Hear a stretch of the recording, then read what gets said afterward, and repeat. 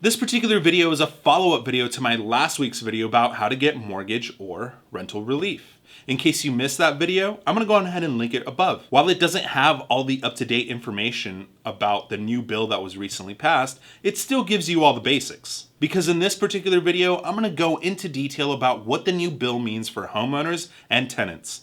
Coming up.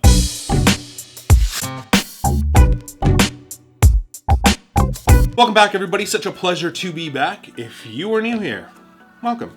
My name is AlexBeltran, and I talk about real estate tricks, tips, and topics. So if you're in the real estate business, aspiring to join the real estate business, or you just want some guidance or references to everything that the real estate industry encompasses, go ahead and smash that subscribe button, hit that little bell, because we're just going to keep on rolling with this. So just to bring you up to speed, do not just stop paying your rent or mortgage. Go through the proper channels to freeze your payment, especially now that the bill has passed. There are a lot of benefits that come with the passing of this bill, and I read this bill so you don't have to. It wasn't too exciting to read at all. Now, if you're a renter, go ahead and skip to the timestamp that I'm going to put on the screen right now. I mean, unless you want to see the benefits of being a homeowner. So homeowners, or in this particular case, residential real estate owners, there's essentially a two-tier system: single-family residence owners and multifamily residence owners. A single-family residence is defined by being 1 to 4 units, meaning that a home, a condo, a co-op, a duplex, a triplex, and even a fourplex qualify as a single-family residence. And a multifamily residence or multifamily property is anything that is 5 units and above. Now, in this particular video, I'm going to emphasize on the single-family residential homeowners because, let's be real, if you own multifamily properties, chances are you have an entire team behind you and you don't need a realtor on YouTube to break down your options. So let's begin. As a single-family residential owner, you can qualify for that zero money mortgage. I know that that's what a lot of people on YouTube are calling it, but that's because, well, clickbait. And let's be real, it sounds awesome. But it's really called forbearance. It's just a fancy way of saying freezing the payments. And you will have to make up the payments eventually, so not exactly a $0 mortgage. In order to qualify for forbearance, you have to have a government-backed loan, which is roughly about 99% of homeowners. Really, the only non-government backed loans that I'm aware of are hard money loans and private loans, which include seller financing or the loan that your grandma gave you to buy your house. Also, if you have a vacant home or raw land, then this doesn't qualify either. Other than that, if you got a loan from a bank or a credit union like an FHA loan, VA loan, conventional loan, anything that says Freddie Mac or Fannie Mae, then that is a government backed loan. And if you still aren't sure, then go ahead and just call your mortgage lender and they should be able to confirm if you are government backed or not. As a single family residential owner, you can request forbearance for direct or indirect hardship related to the C word. All you have to do is affirm the hardship. Now, quick side note here, I'm a real estate agent, not a lawyer.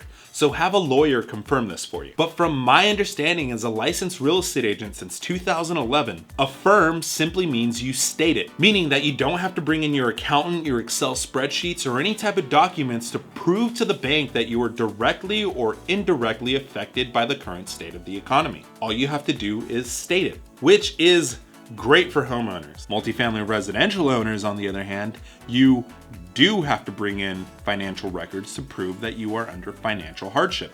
And it only gets better. As a single family residential owner, you get 120 days of forbearance, which equals to 4 months. And once those 120 days are up, you can extend an additional 120 days, bringing the grand total up to 8 months of forbearance. Yes, please. Now, this is very important. You have to start the process during the covered period. Now, I have to double check, but I believe the covered period ends on July 11th. I will flash the correct date on the screen in case I got that wrong. I know I keep repeating this, but this is very important. Do not stop paying without a confirmation and going through the right channels. Don't do it. If you stop without letting the bank know, they will go after your credit and fees will start piling up. We already know how scummy banks are. By getting a confirmation, you avoid all of that. Since I just mentioned fees, let's talk about them. According to the bill, banks could not assess any fees during the forbearance process, but there is no hold on the accumulating interest during that period. So you will have to pay for that later on. And later on in this video, I am going to talk about the payback process. How will this affect your credit? This is going to be a little bit of a case by case. I'll try to break this down as simply as I can. During the forbearance, the bank cannot report you to the credit bureau as late. However,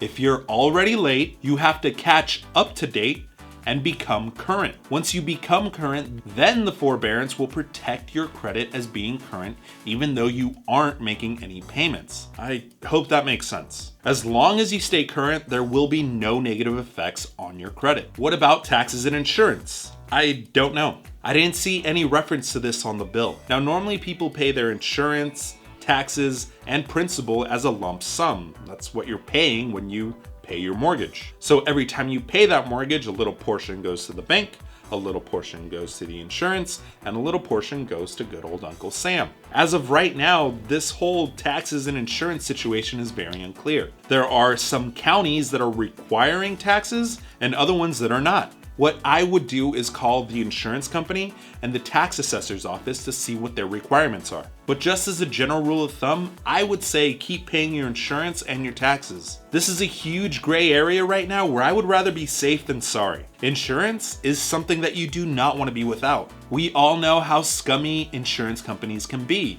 because they will do anything to get out of having to pay an insurance claim. And now this particular section is for the tenants. Before this bill, tenants were at the mercy of landlords, property management companies, or whatever guidelines your particular local city had in place. Now, there is a federal rule that no one could be evicted during this time. If the owners of a property ask for forbearance, then they cannot ask the tenants to leave. So investment property owners, you can't double dip. You can't get a forbearance and give tenants a 30-day notice. And that's really the only thing that this bill offers tenants. Also, look into your local council and see if they have any type of rental relief funds. Paying that money back.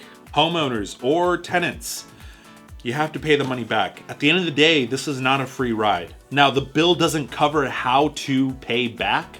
So once again, we're in a gray area. We're gonna have to see how all this will be solved. Now, from my experience, there are generally 3 ways that a bank is probably gonna ask for their money back. The lump sum, the installment, or the addition. The absolute worst case scenario would be the lump sum. And I hope that Congress does everything in their power in order to prevent the lump sum option. Because in the lump sum, let's just say that you ask for 3 months of forbearance. Your monthly mortgage or rent is $2,000. That means that by the 4th month, you have to pay the previous 3 months. That's $8,000, including that 4th month's mortgage payment. The whole point of this is to relieve the stress that comes from making payments due to financial hardship. I mean, if you have financial hardship, where is that lump sum of money just gonna appear from? Now, I hope that this lump sum method is not the case. It would almost seem unethical, probably even borderline criminal, if banks or landlords decide to take that route. In fact, if the banks start trying to push that lump sum method on you, don't take it. The installment method would be when you pay them back month to month. In installments, what you would do is go back to your normal monthly payments, but they add an additional payment to pay back the months that you missed, which seems pretty reasonable. So in this case, let's say you have that same $2,000 payment, they tack on an additional $200. That $200 goes to pay off those 3 months of missed payment, which amounts to $6,000. That means that you will pay those additional $200 for 30 months in this particular example. And then there is, for lack of a better term, the addition, where they add this to the end of your payment term. If the banks take this route, this would benefit homeowners because you would have 10, 15, 20, 30, or however long you have left on your mortgage to worry about it, which would be pretty awesome. Now for tenants, the addition method would not benefit you at all, really. The last thing you would want to do is finish off your year-long lease but still owe several $1,000s. I would try to pick the installment plan if I were a tenant. Now I'm going to keep my eye on any type of changes. If there are any type of changes, I will make a follow-up video. So go on ahead and hit subscribe and that notification bell. That way you know if there's an update video. As always, you can contact me with any real estate related question. My contact information is in the description down below. And this actually brings me to my question of the day. Do you like what this bill has to offer for real estate owners? I would love to hear your thoughts. If you're interested in viewing more real estate related content, I'm gonna go on ahead and link it here and here. If you want to keep up to date with everything that I'm doing in real estate, go on ahead and give me a follow on Instagram. If you found this video informative, go on ahead and hit that like button. Other than that, catch you guys on the next one. Peace.